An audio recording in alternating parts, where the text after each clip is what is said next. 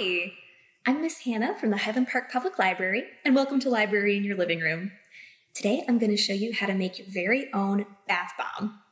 So bath bombs are basically a mixture of different powdered chemicals and some oil. And when you drop them in your bathtub, it's fizzy and it smells awesome, and it's just like really fun to take a bath with a bath bomb. So the powdered chemicals that I'm talking about are baking soda, citric acid powder, and cornstarch. And this mixture is really cool because when it hits the water, it causes an acid-base reaction. So the baking soda is a base, and the citric acid powder is an acid. And when they come into contact with water together, it becomes super fizzy. Just like if you ever added baking soda and lemon juice together, it's a similar chemical reaction. And then the cornstarch is just basically there to slow that reaction down. If you make a bath bomb without adding the cornstarch, it fizzes for maybe a couple of seconds. But with the cornstarch in there, the reaction slows down a little bit, so it stays fizzy for a little bit longer. And then the other set of ingredients in a bath bomb are oil and water. And you usually use a mixture of olive oil and essential oils. The olive oil is really good for your skin because it has all kinds of vitamins and minerals, and it helps keep your skin moisturized. And then some people say that essential oils have medical properties, like sometimes they can make you feel really energetic, or sometimes they can relax you. Science isn't really sure if that stuff actually works, but at the very least, essential oils smell really, really nice. And there are different kinds too, like orange essential oil smells like oranges, lavender smells like flowers, peppermint smells like candy canes. So yeah, there's a lot of different nice smelling oils that you can experiment with. And then the water is just basically there to help keep the bath bomb together when you actually form it. And remember that when you add water to baking soda and citric acid, it does start to fizzle. So when you make your bath bomb, be sure to add the water very, very slowly so you don't start that reaction going. And then one last safety note before we get started: citric acid and essential oils can irritate your eyes. So when you're making this, be sure not to touch your face and wash your hands really, really good after you make your bath bomb. And make sure that you don't touch your eyes and get burning, because burning eyes are not fun. Okay. Let's check out our ingredients. So for our dry ingredients, we've got a 1/4 cup of citric acid powder. This can be kind of hard to find in stores, but you can try the canning section of a big grocery store. Also, some arts and crafts stores have them. And also, you can find it online pretty easily. We've also got a 1/4 cup of cornstarch, and then a 1/2 cup of baking soda. Those are the dry ingredients. And then for the wet ingredients, they're all in 1 cup for me to make things easier. We have a 1/2 teaspoon of water, a 1/2 teaspoon of olive oil, and then 2 teaspoons of sweet orange essential oil. It smells like oranges in this room, and it's really nice. And then the essential oils can be kind of hard to find in stores too, but you can try a health food store, or some big box stores like Target or Walmart have them. And also you can find them online too. Okay, so the first thing we're gonna do is mix our dry ingredients together in a bowl. So there's our baking soda, our cornstarch,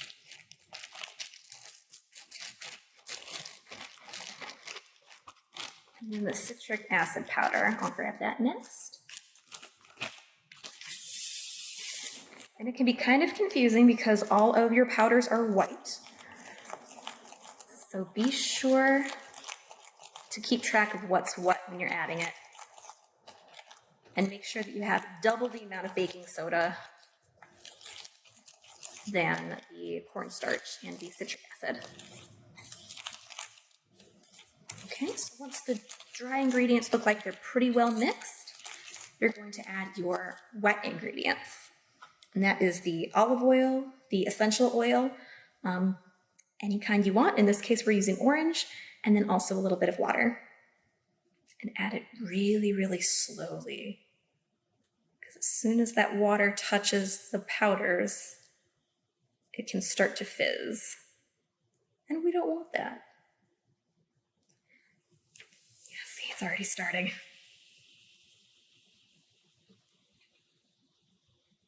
So we're going to go really slowly for these last couple drops.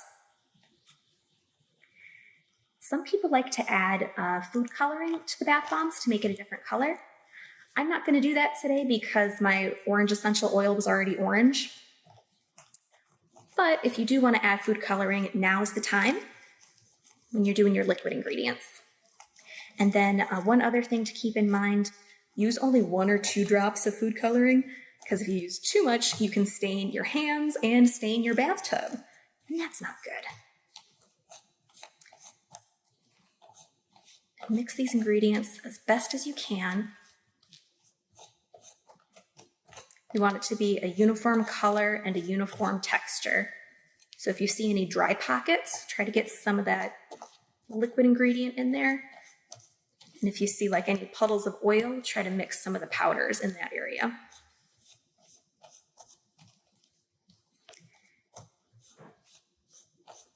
Okay. And like I was saying today, this is going to be a sweet orange oil bath bomb.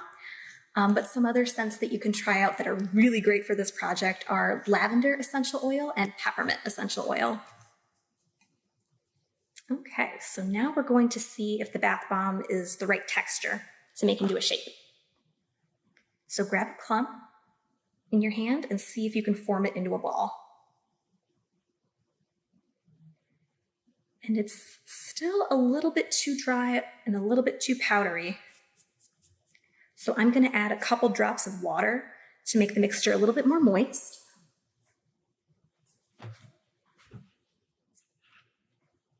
And a lot of things can affect the texture of your mixture. Like if it's a really humid day out or if it's a rainy day, you might need a little less water. Or if it's really dry out, you might need a little more water. And be really careful when you add your water because your mixture will fizz. There we go. And I'm adding my water just 1/4 teaspoon at a time because you don't want to make the mixture too wet. Now, if you do find that your mixture is too wet, like if you pick it up in your hand and it kind of oozes through your fingers, then you'll need more cornstarch. That is the dry ingredient that you'll want to add to get it to be the right texture. Okay, so we'll try again.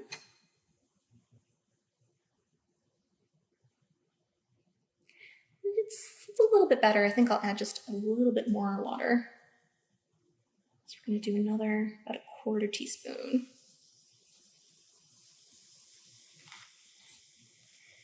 And I do kind of like watching it fizz too, so it's kind of fun adding the extra water. Okay, so once your bath bomb mixture is the right texture you want, you will form it into a shape.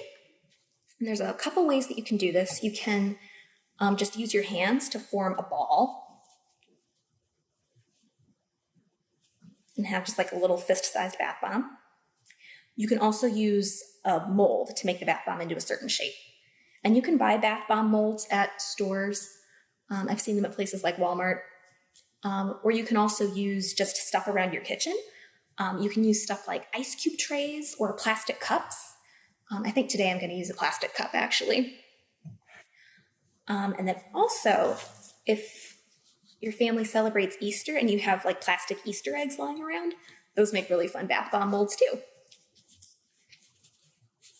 Okay, so to get your bath bomb into the mold, you're going to pack it down nice and tight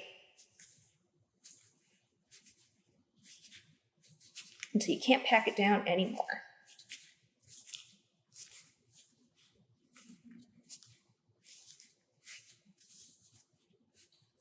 So it's kind of like that. And I actually have a lot of extra here, so I could actually make multiple bath bombs, but I'll do that later. So your bath bomb is going to take at least 15 minutes to dry, but it's best to let it sit overnight before you put it in the tub. The longer that the bath bomb sits, the better it'll hold its shape. Once the bath bomb is all set and in its shape, store it in a cool, dry place until you're ready to use it in the bathtub. And remember that exposure to moisture is what's going to make the bath bomb go off. So make sure it's in a cool, dry place until you're ready to use it. And the bath bombs can make your tub kind of slippery, and it can also make your bathtub kind of dirty. So make sure you're careful getting out of the tub after using a bath bomb because it can be slippery. And if you use food coloring, it could stain your bathtub. And if that does happen, you can use a mixture of baking soda and vinegar to get the stains out, or you can use your favorite bathtub cleaner. All right, so that is how to make a bath bomb. Thank you so much for watching this video. Be sure to check out our website, hplibrary.org, for more library in your living room programs. And if you like what you see here, subscribe to our YouTube channel. Until next time, stay safe and wash your hands.